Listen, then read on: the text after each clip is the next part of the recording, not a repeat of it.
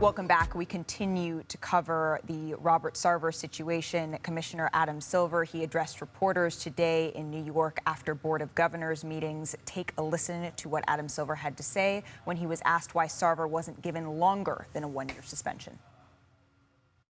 I had the option to go longer. I landed on 1 year. I will say it's the second longest suspension in the history of our league. So just to put it in some sort of context, in terms of his level of remorse, at least as expressed directly to me, he was taking complete accountability and seemed fully remorseful. I think what he was saying in the report itself, I think he may take issues around certain particular context of what things were said or particular activities, but he's not the finder of fact. Wachtel was, and I accept that. Yes, I've talked to some players, and those have been private conversations. I think I'll leave it for the players to speak directly how they feel. I would only say I think disheartening.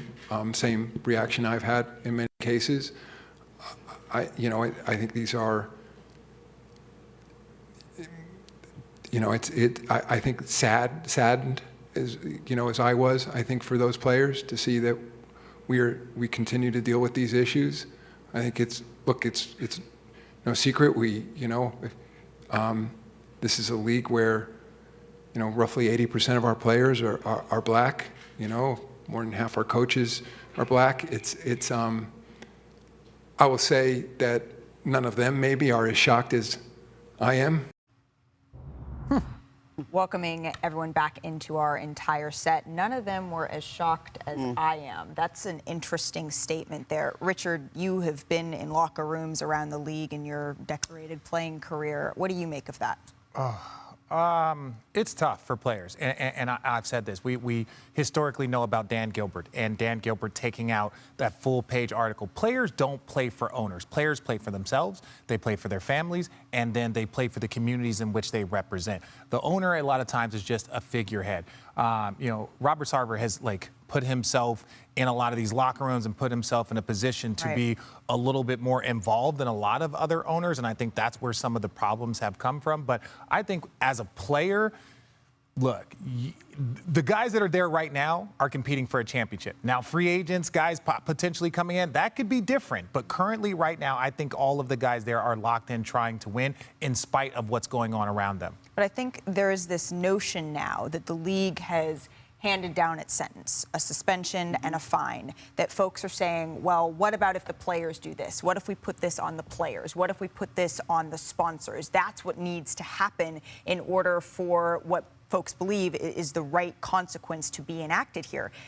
I can't stomach that being fair to put that on the players to make things different. It's not on the players, but at the end of the day, the players are the ones who have the platforms. The players are the ones that are in front of the camera. We saw it in the bubble. We saw it with social change. They will use their platforms. And look, at the end of the day, two females that I work for in the sports industry. When you read that, would you want to work for a boss that would make these comments? Would you want to go back into the office after saying things? And because look, he might have been saying reckless things, but he also might know who he was talking to. He might remember making this statement to someone, to a pregnant employee, right? And it's like, oh, that's going to hurt your career. And this is after you just had a child. Was that something that you want to walk back? When I read it, I cringed. I just got back, and he literally, there's a part of the section of the report which says he told a pregnant employee that or somebody who had just come back that she couldn't run this event, and the woman's place was to be home, and you need to be home breastfeeding your kid.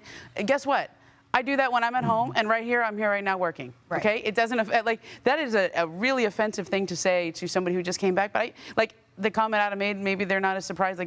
I'm not surprised that a man would say that, especially a man in power. But I don't know. There's a part of me that's, you roll your eyes and you're used to it. But I will say this, covering the Sterling thing, one high-level Clippers employee said to me at one point, the only people who can hold another owner accountable are the owners. Adam Silver works for the owners. He's the commissioner of the league, but he works for the owners. The owners are meeting in New York right now, Tuesday and Wednesday. Those are the Board of Governors meetings.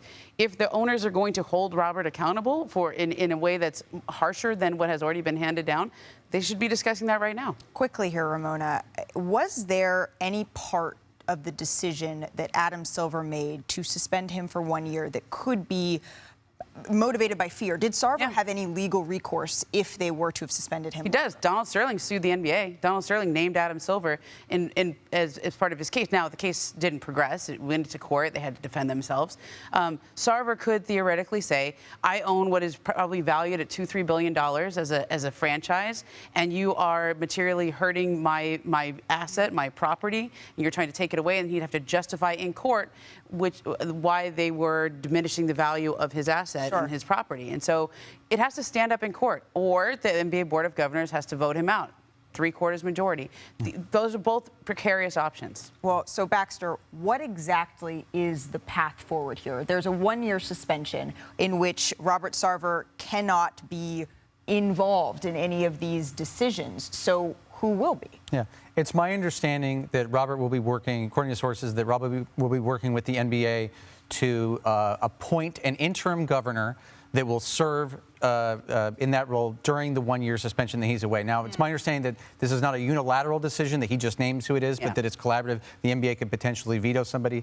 In the meantime, I've heard that the team internally, they're concerned about relationships with team sponsors and business partners and trying to smooth things over. In many of these situations, they have morality clauses in the contracts with teams or any businesses, and could potentially, that's an exit strategy if they so determined.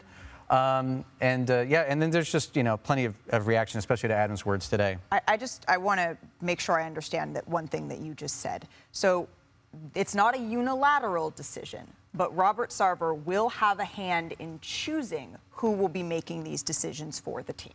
That's my understanding. Thanks for watching ESPN on YouTube. For live streaming sports and premium content, subscribe to ESPN+.